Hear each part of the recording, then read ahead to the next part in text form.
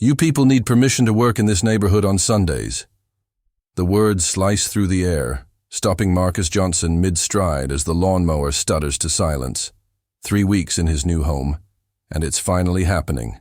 Exactly what he'd been warned about in Oakwood Hills.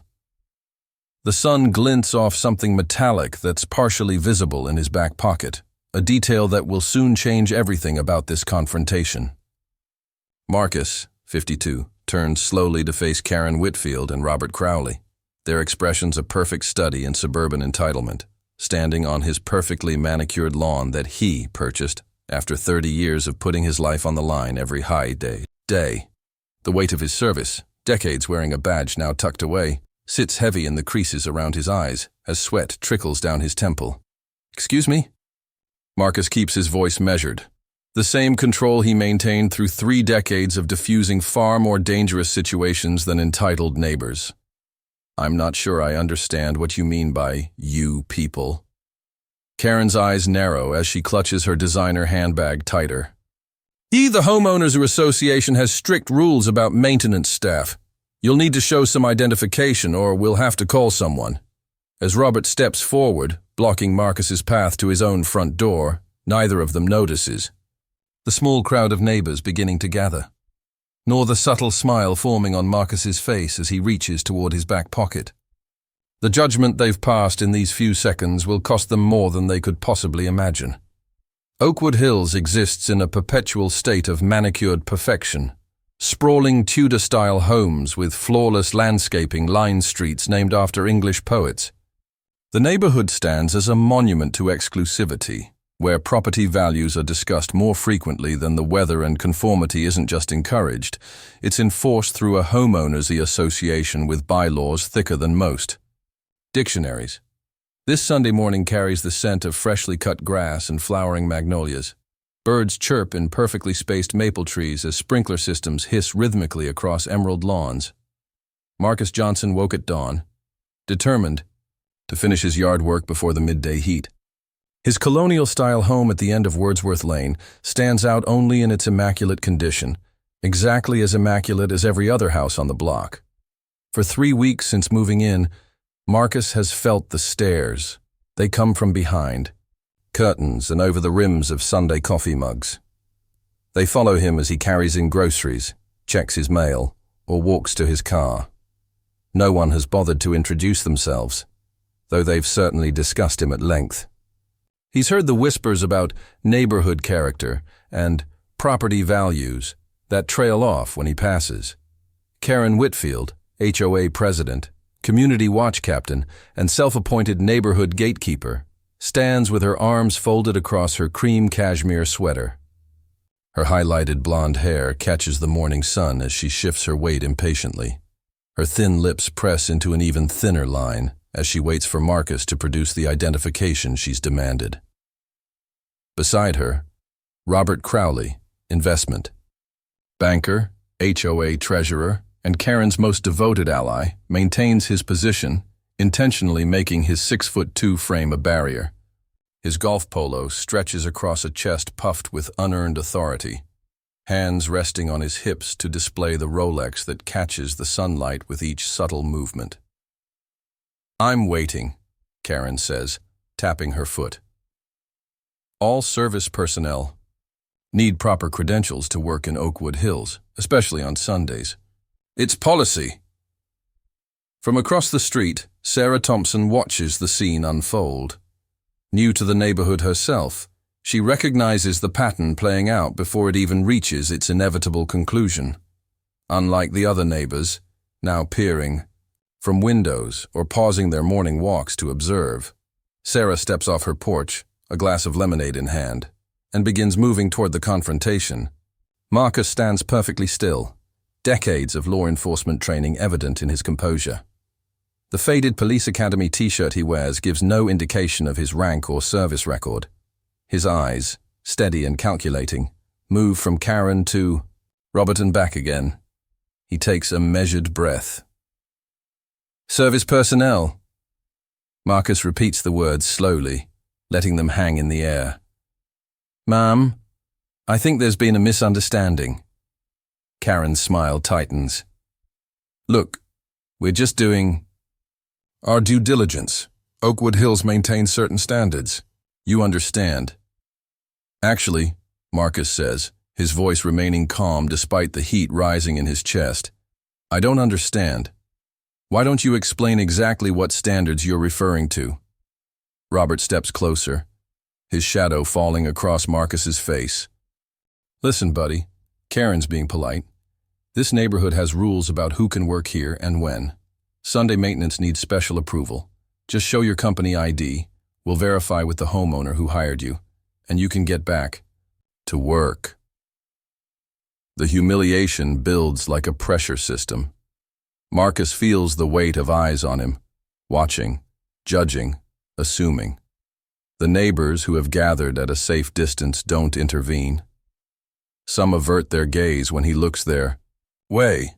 Others stare openly, waiting to see how the scene plays out. The homeowner, Marcus repeats, his voice gaining an edge. And what makes you so certain I'm not the homeowner? Karen laughs, a short, dismissive sound that cuts through the morning air. Please, we know the Williamsons sold to a doctor from Chicago. Dr. Johnson and his family are moving in next month. She gestures toward the house. The real estate company obviously sent you to maintain the property until then. Marcus feels it then. The familiar burn of assumptions made solely based on the color of his skin. He's felt it countless times before, even in uniform. Sometimes, especially in uniform.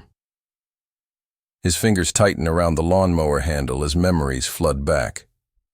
Being pulled over in his own neighborhood. Being asked for ID while sitting in a coffee shop. Having security follow him in department stores. People like you need to understand, Robert continues, lowering his voice to what he probably thinks is a reasonable tone. This neighborhood has standards, procedures, protocols. We can't just have random people showing up to work without proper clearance. The phrase, people like you, lands like a physical blow. Marcus studies Robert's face, seeing the absolute certainty there. The complete absence of doubt that Marcus couldn't possibly belong here as anything but hired help. I see, Marcus says, his jaw tightening as he slowly releases the lawnmower. He turns fully toward them now, straightening to his full height. And did you approach the White family that was viewing the Johnson house yesterday with the same concerns? The question hangs in the air, unanswered. From the corner of his eye, Marcus notices Sarah Thompson approaching, a glass of lemonade in hand and a determined expression on her face. Sarah walks with purpose, her sundress catching the morning breeze as she approaches. Unlike Karen's rigid posture or Robert's intimidating stance, she moves with a natural ease. At 32, she's younger than most Oakwood Hills residents, a fact that has kept her on the periphery of the neighborhood's social hierarchy. Morning, Marcus, Sarah calls, her voice carrying across the lawn. I thought you might want some lemonade. It's getting hot out here. She extends the glass toward him with a warm smile that acknowledges him as a neighbor, a peer, an equal. Karen's head swivels toward Sarah, confusion momentarily disrupting her authoritative demeanor. You know him? Sarah raises an eyebrow. Of course I know him. He's my neighbor. Our neighbor. She emphasizes the final word, her meaning clear. Marcus moved in 3 weeks ago. I brought him a welcome basket. She turns back to Marcus. How are you settling in, Dr. Johnson? A moment of silence falls over the group as Karen and Robert process this information. Their certainty wavers visibly, but only for a moment before Robert recovers. That's impossible, Robert says, though his voice carries less conviction now, and we were told Dr. Johnson wouldn't be arriving until next month. Plans change, Sarah says simply, then turns to Karen. I'm curious, Karen. Do you usually interrogate new homeowners while they're mowing their lawns? That seems like an unusual welcome wagon approach. Karen's face flushes. We were just ensuring neighborhood protocols are being followed. Marcus watches this exchange with calculated patience.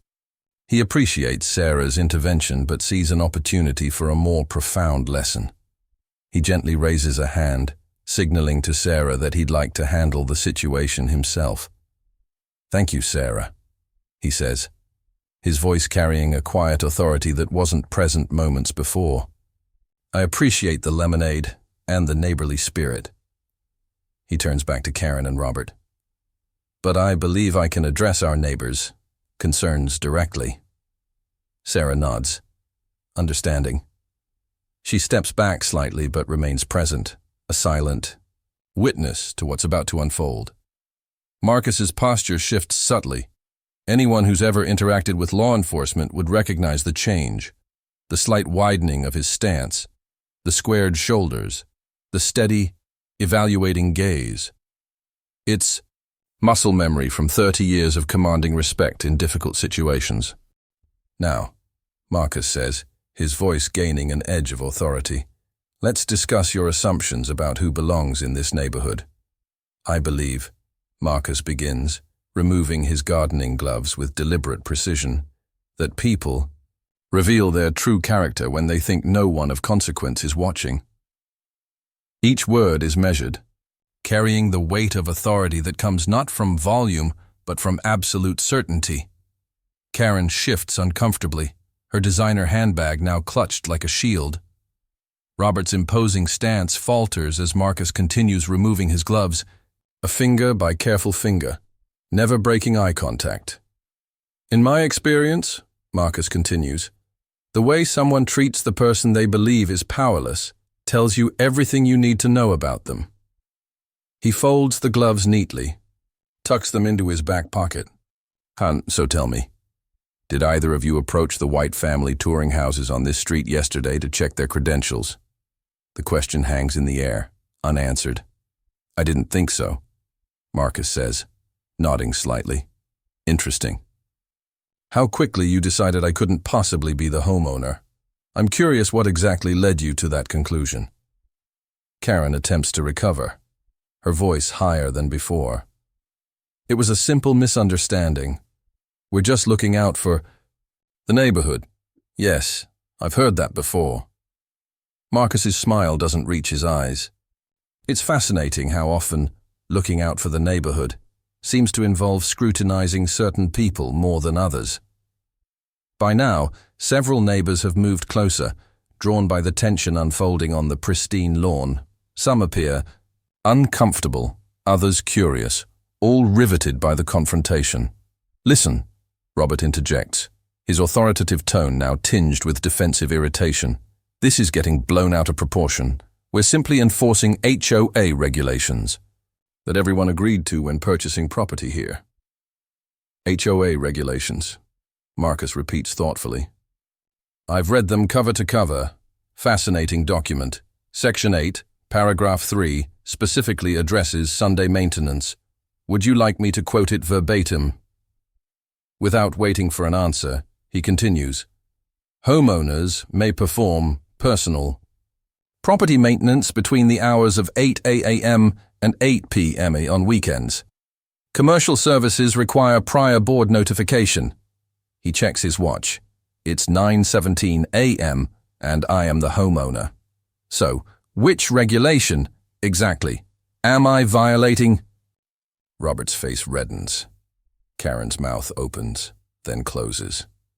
"I'm particularly interested," Marcus continues, his voice gaining a subtle edge, "in which regulation authorizes HOA representatives to demand identification from residents on DO, their own property." He takes a step forward, and both Karen and Robert instinctively take a step back.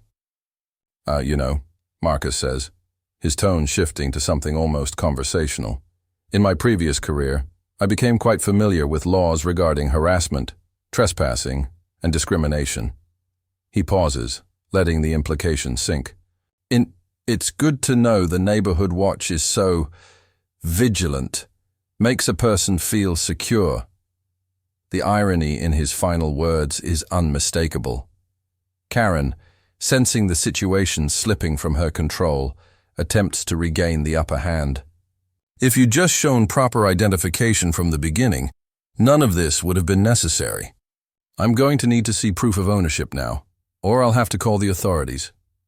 A subtle smile crosses Marcus's face as he reaches toward his back pocket. Please do.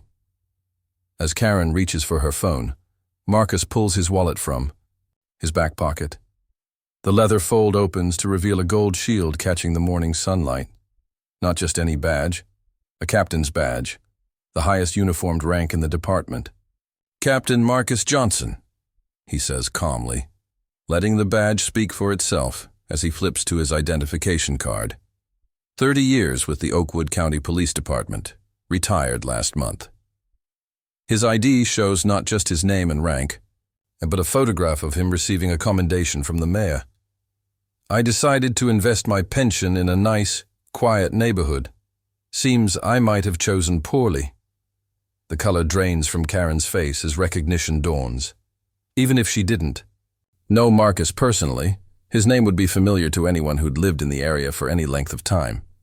Captain Johnson's community outreach programs had been featured in local news for years. Robert Rowan, suddenly finding intense interest in his shoes, takes another step back.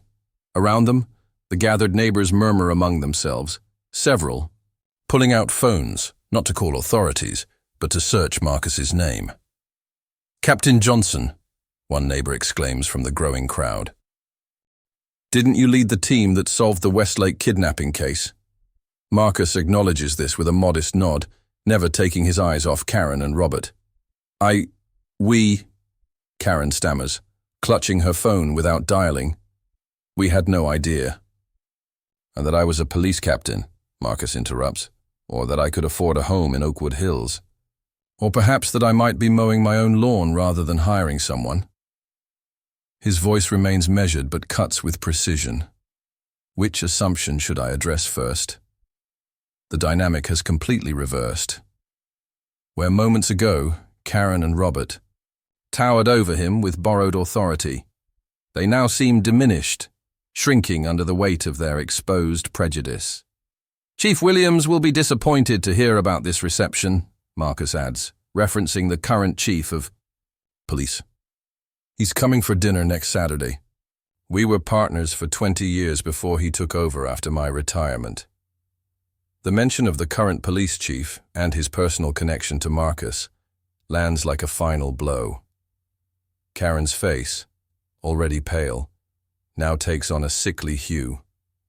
The most interesting part about this whole interaction, Marcus continues, replacing his wallet in his pocket, is how quickly appearances led to assumptions.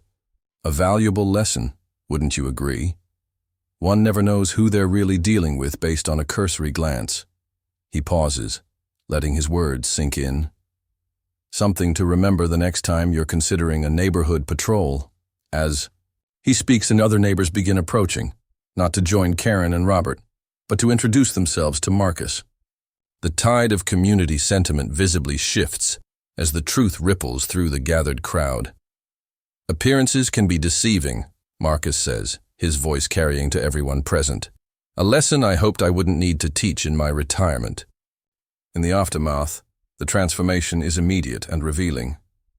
Karen stutters through an explanation about neighborhood security concerns and procedural misunderstandings. Her earlier confidence evaporated. Robert mumbles an awkward non-apology about just doing our job before retreating toward his house across the street. Other neighbors step forward, offering genuine introductions and welcome. An older gentleman approaches with an extended hand, introducing himself as James Miller from 2 doors down. Captain Johnson, it's an honor. My nephew serves in the department, Officer Miller. He's mentioned your leadership many times. Marcus accepts these greetings with dignity, neither overly warm nor coldly dismissive. His eyes, however, return to Karen and Robert as they attempt to extricate themselves from the situation they created. Mrs. Whitfield, he calls, stopping Karen mid-retreat. Mr. Crowley. They turn, resignation evident in their postures. I'd like to say something, Marcus continues, his voice softening slightly. Not as Captain Johnson, but as your neighbor. The gathered crowd falls silent. My grandchildren will be visiting next month, he says. They're 6 and 8, beautiful kids with their grandmother's smile and their grandfather's curiosity. His expression shifts, vulnerability momentarily replacing authority. "But I moved here so they could visit somewhere safe, somewhere with good schools nearby, somewhere with community." He pauses, letting his words settle. "I hope by the time they arrive, they'll find a neighborhood where they're judged by their character rather than the color of their skin." The simple statement lands with quiet force. Several neighbors nod in understanding. Others look away, discomfort evident in their expressions. "I believe in second chances," Marcus continues. "Spent my career seeing people at their worst and still finding reasons to believe in their best. So if you're free next Saturday, I'm hosting a small gathering. Coffee, conversation, a chance to start over." He looks directly at Karen and Robert. As neighbors, nothing more, nothing less. The offer hangs in the air, a gesture of reconciliation that neither diminishes the offense nor demands excessive penance. It's the act of a man who understands that true community requires both accountability and grace. Sarah steps forward, breaking the moment of silence. "Count me in, Marcus. I make a mean apple pie." Others join in, offering to bring dishes or help with setup. Even James Miller, the retired gentleman with the police nephew, volunteers. His famous barbecue ribs recipe. The gathering transforms from confrontation to impromptu community planning, with Marcus at its center, not because of his badge or rank, but because of the dignity with which he handled humiliation and the generosity with which he offered restoration. Karen hesitates, then nods stiffly. "Saturday," she says quietly. "Thank you." Robert, looking anywhere but at Marcus, mumbles agreement before following Karen's retreat. As the impromptu gathering disperses, Marcus returns to his lawnmower. Sarah lingers, waiting until they're relatively alone. "That was something," she says. "You could have humiliated them completely, made them pariahs in their own neighborhood." Marcus nods thoughtfully. "Could have, but then we'd all have to live with that aftermath." He starts the mower again, adds over the noise. "Respect isn't something you earn because of a title or position. It's something you offer to each person until they prove they don't deserve." Sarah smiles. "Wise words, Captain." "Just Marcus now," he corrects her. "Just a retiree mowing his lawn on a Sunday morning." They share a knowing look before Sarah heads back to her house, and Marcus continues with his yard work, the neighbors now waving or nodding as they pass. A small community forever changed by a confrontation that revealed more than anyone expected. 3 weeks later, Marcus's backyard hosts a gathering that spans several houses. A barbecue grill sizzles with burgers and hot dogs, while children splash in a kiddie pool set up. For the occasion, the transformation is remarkable, not just in the physical space converted from manicured lawn to community gathering spot, but in the people themselves. Karen helps arrange a table of side dishes, her posture more relaxed, her interactions, with Marcus still carrying a hint of discomfort, but edged with growing respect. Robert mans the grill alongside James Miller, the two men discussing local sports with animated gestures. Sarah introduces her children to other neighborhood kids, in creating connections that will likely outlast the summer. As Marcus watches the scene from his patio, he reflects on how quickly things can change, how a moment of confrontation can either deepen divides or build bridges, depending on how it's handled. His grandchildren will arrive next weekend, to a neighborhood where their grandfather is known not just as a former police captain, but as the man who transformed Oakwood Hills with grace and wisdom. Sometimes, the most important lessons about community come from the most unexpected places, in the most uncomfortable moments. And sometimes, making someone regret their assumptions doesn't mean destroying them. It means giving them the opportunity to become better than they were. As the sun begins to set over the gathering, Marcus raises his glass in a toast to his new neighbors, to second chances, and to the power of seeing people for who they truly are rather than who we assume them to be. The story of Marcus Johnson makes us think, How often do we judge people based solely on what we see at first glance? Have you ever been judged unfairly or realized you judged someone wrongly? How did that experience change you? If you appreciated this story of justice and self-discovery, check out our series Second Chances, where we explore similar stories of redemption and overcoming prejudice. Next week, we'll bring you the surprising story of a retired teacher who transformed a neighborhood confrontation into a community movement. Share your own experience with Snap Judgments in our Discord community. Your story might help someone else recognize their own biases. Don't forget to like and share this video, because we all know someone who needs to hear this message today.